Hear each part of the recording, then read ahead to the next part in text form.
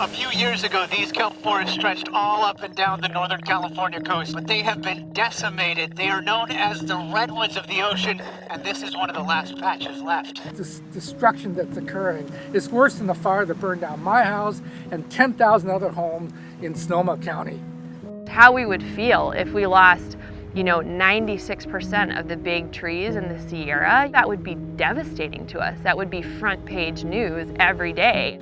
The decline in the kelp has impacted, of course, our ability to gather abalone. Not being able to fish, not being able to, gather, takes away our identity as a Pomo, as a tribal person. Without kelp in the ecosystem, it's made it really hard as a commercial diver.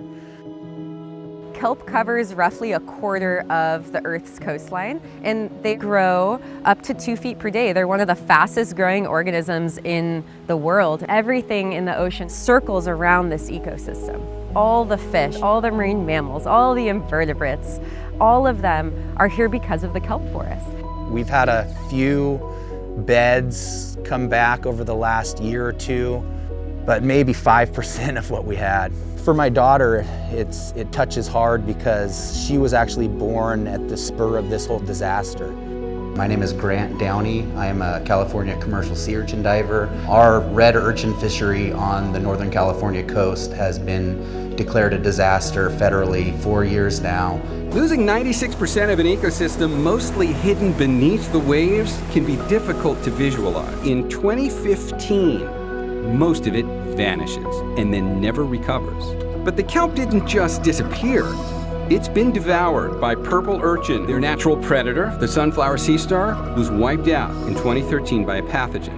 And are you seeing any return of starfish that is noticeable to help address this? So, not to toot my own horn, but I have found the only 2 Pycnopodia sunflower stars that have been seen on our coast. Well, we need them. I found the 1 sunflower star, and that was amazing. Obviously, for my video, I'm like screaming underwater. We're all interested in finding the best way to restore kelp forests, and I think that's really what brought Grant and I together. I try to integrate where I'm at in my personal life too with where we need to go for kelp to make this ecosystem actually healthy again for him and for all of us. And it's definitely humbled me quite a bit to have this experience paired with an environmental catastrophe. Scientists think bringing sea otters back, those little guys, may be one solution. What are the chances that the reintroduction area is going to be where that kelp's going to emerge that needs help? Good question. I mean, it's a crapshoot, but they're not going to be a magical solution. They're not going to transform the entire North Coast back into a kelp bed anytime soon. They're cute.